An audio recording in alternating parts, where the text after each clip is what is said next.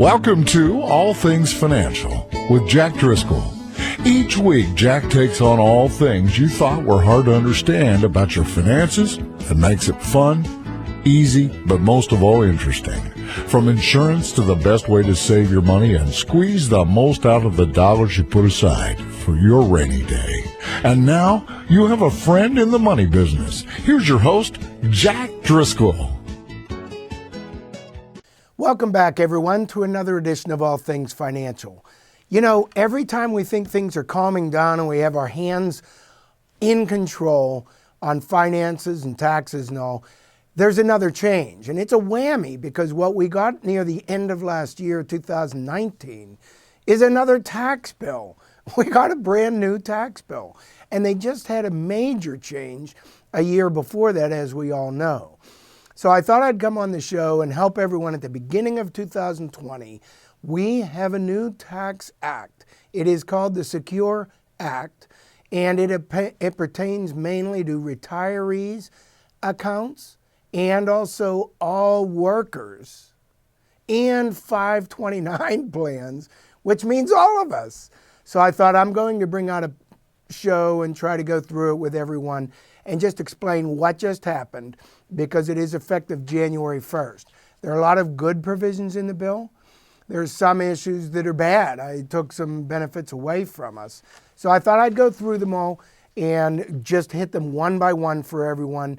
It's just after January 1st, so we'll go through it together. It started in May, but what we have is an act that got passed near the end of the year. It is actually SECURE is an acronym for, get this, the Setting Every Community Up for Retirement Enhancement Act of 2019. But it is actually pretty cool that they came up with the acronym SECURE. What I don't know is how long it took and how many hours they spent coming up with that, okay? But we refer to it as the SECURE Act of 2019. Get aware of it. It's going to change things. So the first thing is, I think the first main thing, I'll cover all the points that I can for you here. For retirees, we've always had a required minimum distribution that had to be you had to start taking money out of a retirement plan no later than by the time the retiree had reached age 70 and a half. That pertained to whether you were coming out of a 401k, 403b, 457 plan, those are the company plans, or an individual IRA. Now know this, it did not pertain to a Roth IRA, and this act does not change that. So we still have no required minimum distributions on the Roth IRAs. But the interesting thing here is the IRS says you can defer taxes all your working years, making all your contributions, but we're going to get our tax sometime. You can't just retire and never pull money out of here, and then we never get our taxes, they say. So what they did was a long time ago actually came up with, okay, minimum retirement age 70 and a half. Effective January 1st, that has changed. The new required minimum distribution age, you do not have to take distributions from an IRA or any qualified account until you are age 72. So now we have a situation where if you're turning age 70 this year, you're already planning on taking your required minimum distributions at 70 and a half, you can wait. But anyone who started last year at 70 and a half, we were wondering, okay, can we wait now, pause it, and then when they turn 72, resume required minimum distributions? We're finding that is not allowed. So anyone who has already started it must continue it. Anyone who has not yet started it and just turned age 70 and a half this year, you get a break. If you don't want to take them from an IRA, take any required distribution, you get to wait, defer that. And it does help if you don't need the money, because you're not being taxed on additional income you don't need. Now, if you have an IRA you may have received that IRA due to the death of somebody else and you inherited their IRA, or it may be your own. There's a change on both.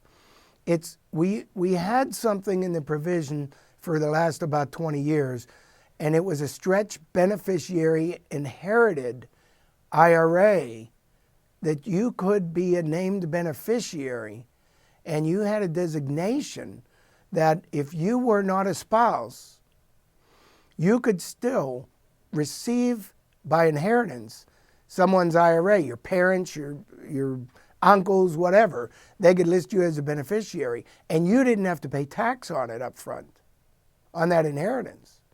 So all you had to do, and I've taught this in some other shows, all you had to do was open your own beneficiary stretch IRA account at your own brokerage house or bank or wherever you are, and it was empty because there's nothing in it, and then have the beneficiary proceeds from the deceased person's IRA transferred directly into your newly established beneficiary stretch IRA. What was the benefit? No tax. And then what was the requirement?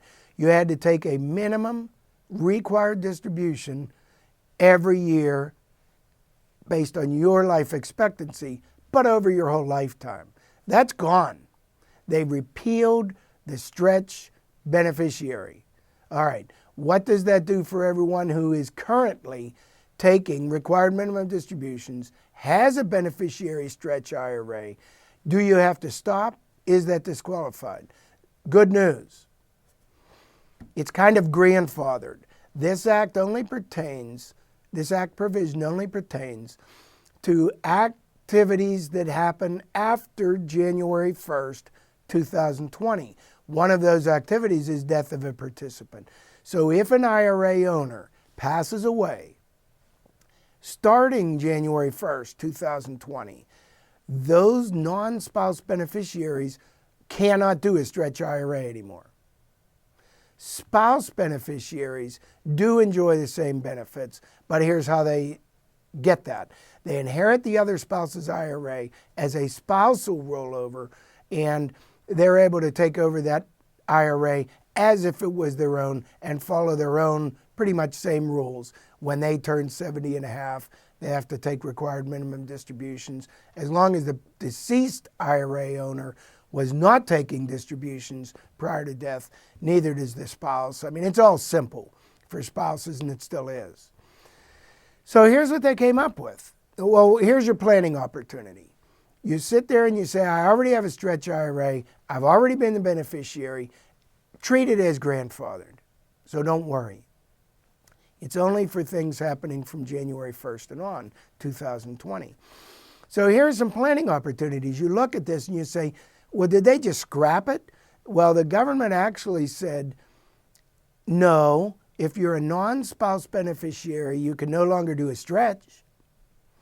But you do have, under the new law, up to 10 years before you have to deplete the account. So you don't have to pay tax all at once. So there is some planning opportunity available.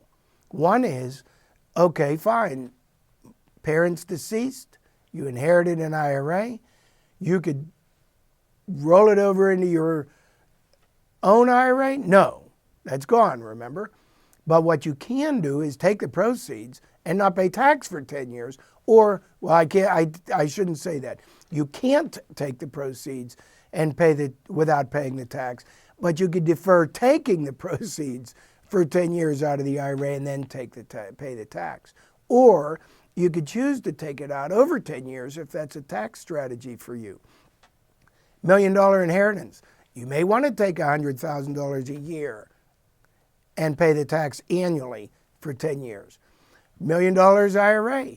You may want to inherit the whole thing and defer paying the taxes on the whole proceeds for 10 years and then pay them all at once. You now have that choice.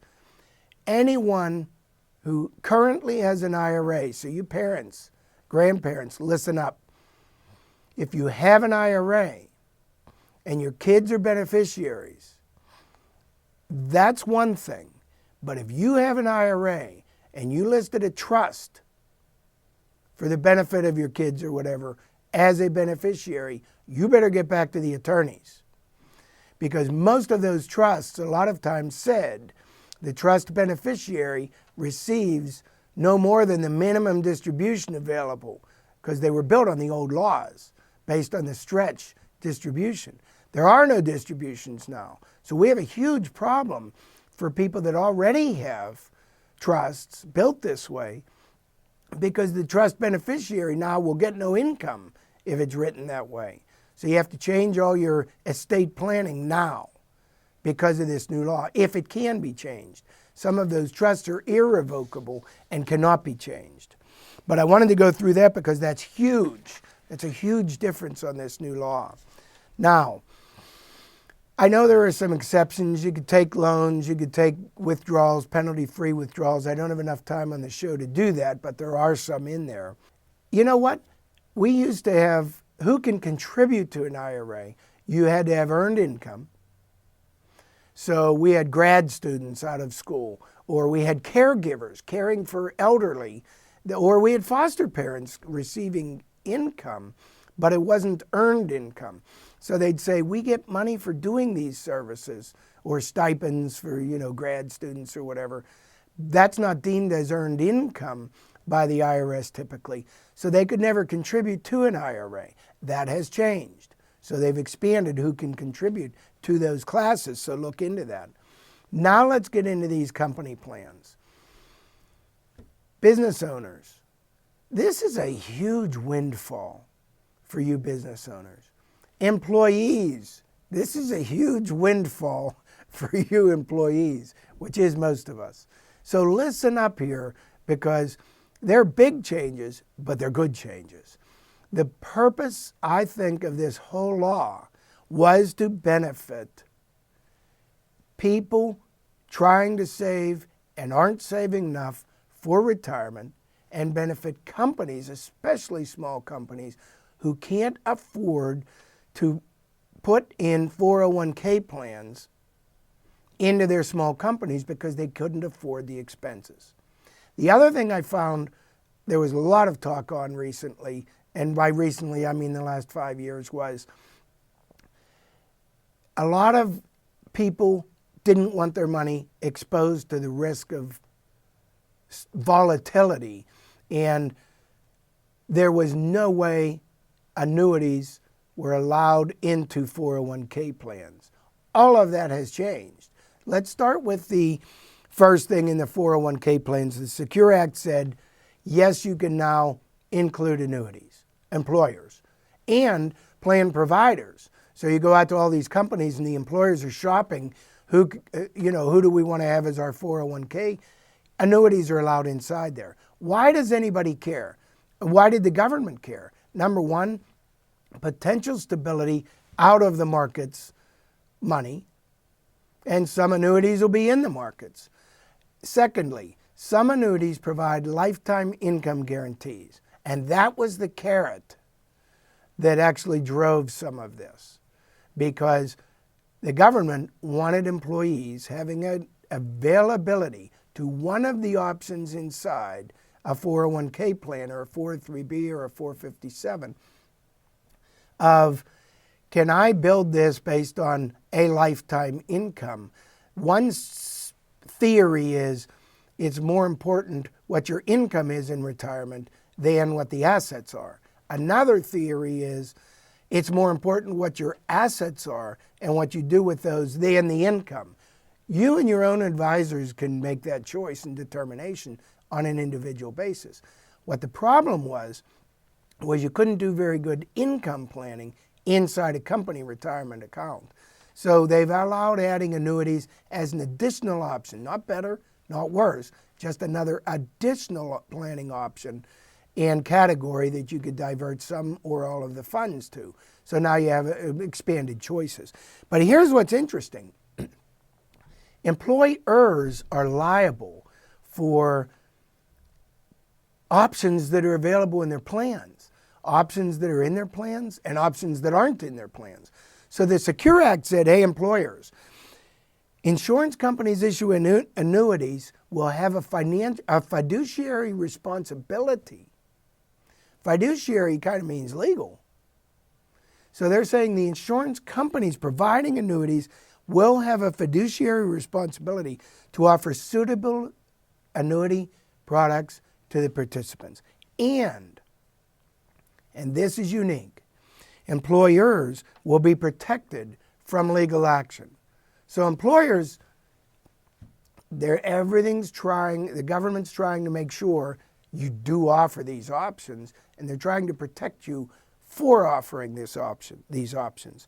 The other thing is, the Secure Act says plan administrators, it requires them now to provide lifetime income disclosure statements annually to plan participants. So they're all over this, trying to get you as participants being able to have expanded options here, especially for income planning, it seems. Now, employer-sponsored plans, here's what they're doing for you small business owners.